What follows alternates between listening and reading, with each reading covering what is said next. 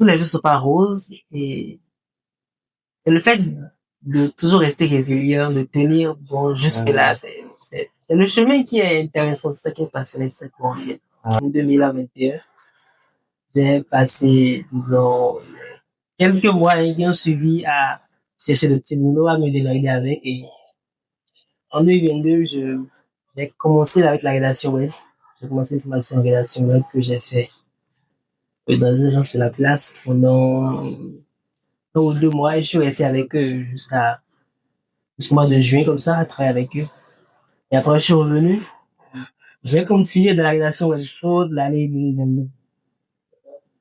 Et c'est, dans ce temps, je m'essayais également de faire du graphisme. Je me formais déjà, je m'auto-formais en graphisme et j'avais de petits marchés également avec, voilà. Et tout cela combiné qui m'ont donné l'idée de créer le centre de développement YouTube. Entre-temps, j'avais déjà lancé également quelques formations en ligne et tout. Bon, ça va être avec votre parfois, de travailler très un peu, voilà, donc voilà. Du coup, en 2023, je me suis lancé avec le centre de développement YouTube. Ouais. J'avais commencé avec l'imprimante couleur, l'imprimante d'endroit et voilà. Un petit bureau, c'est un bas ceci, on a commencé comme ça. Et aujourd'hui, bon, j'aime particulièrement les travaux manuels. Et avant même que je ne commence la formation en cordonnerie, je m'essayais déjà avec les tutoriels en ligne sur YouTube pour voir comment réaliser le petit truc. J'avais fait des sacs par le passé, des sacs en cuir et même en tissu par le passé, avant même de commencer le graphisme et la rédaction des concepts. Du coup, l'amour pour la cordonnerie, ce n'est pas un amour pour la cordonnerie particulièrement pour tout ce qui est travaux manuels. Quand je vois, ça me plaît, j'ai envie de reproduire moi-même.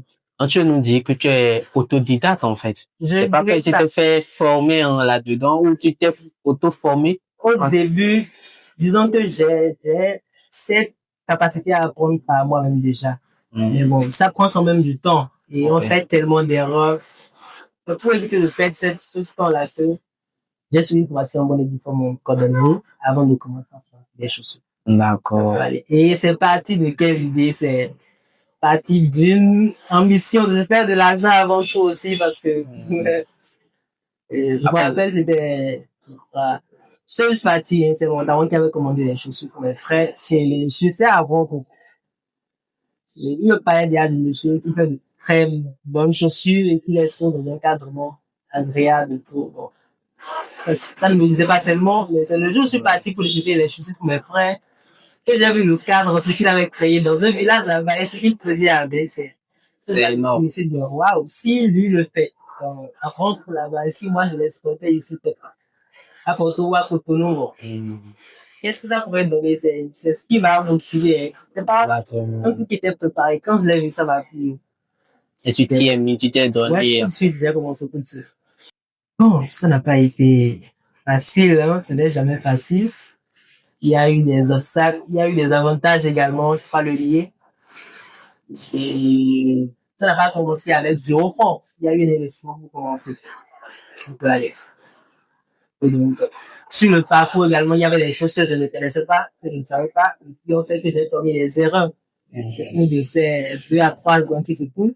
Oui. Les erreurs que je ne reprendrai plus désormais puisque j'ai fini par apprendre à moi. Voilà. On est d'accord. Ça n'a pas été si facile, mais bon, on tient la route et on est là. On a du chemin à faire encore. D'accord. Et quelle leçon tu donnerais à quelqu'un qui voudrait suivre ton chemin, par exemple? Je leur dirais de foncer seulement. Il n'y a pas de limite à ce qu'on peut faire dans la vie. En tout cas, c'est ma vision à moi. Quand je fais un truc, quand je fais un truc, et que je me dis surtout que je le ferai, je le fais forcément. Je trouve le moyen de le faire forcément. Les seules limites que nous avons sont ceux que nous nous construisons. Vous expliquez ça. Exactement. Et si tu devais résumer ton aventure jusque-là en quelques mots, qu'est-ce que tu dirais? Je dirais juste en résilience, ça arrive beaucoup de fois dans ma vie d'abandonner. Mais tenir jusque-là nous donne raison quand même et on espère. Déjà quand j'étais à l'université, j'avais compris très tôt. Moi, j'aime la politique. Et j'ai commencé, c'est cela qui m'a amené à m'inscrire en sciences politiques et relations internationales. C'est la filière de laquelle j'ai eu ma licence. Quand je terminais ma licence, je me suis rendu compte que je ne peux me limiter à la licence pour pouvoir aller là où j'ai envie d'aller en politique. Il me faudra beaucoup étudier. D'accord? Et cela demandera beaucoup de moyens. Et est-ce opportun de mettre cela à la charge des parents? Je ne pense pas, puisque j'ai des frères qui me suivent. Et aussi, on va les accompagner à un niveau de pour pas que cela soit également encore à la charge des parents, j'ai préféré me lancer, me chercher moi-même. Donc, la vision à terme, c'est de pouvoir quand même aller beaucoup plus loin pour pouvoir avoir les compétences que j'ai envie d'avoir. Vraiment, il y a des jours où c'est parfois mauvais, mais il y a des jours également quand des clients viennent parfois, ils voient, ils apprécient, ils sont contents, ils encouragent, c'est ce qui motive quand même aussi à continuer. Je ne pense pas apporter encore à la hauteur de ce que je pourrais apporter, mais je fais de mon mieux. D'accord? Et je peux m'encourager également parce que tous ceux qui sont passés par ici pour des formations et qui sont partis de l'école, ça leur a été utile. Ça leur a été utile et voilà, ces petites prestations que j'offre également, surtout les prestations en ligne, pour aider les gens qui ne maîtrisent pas trop les histoires du digital et tout. Bon, c'est un plus, c'est quelque chose, c'est une plus-value. Oui. Je dirais. Je ne dirais pas que je ne fais rien, je fais, mais j'aimerais encore faire plus.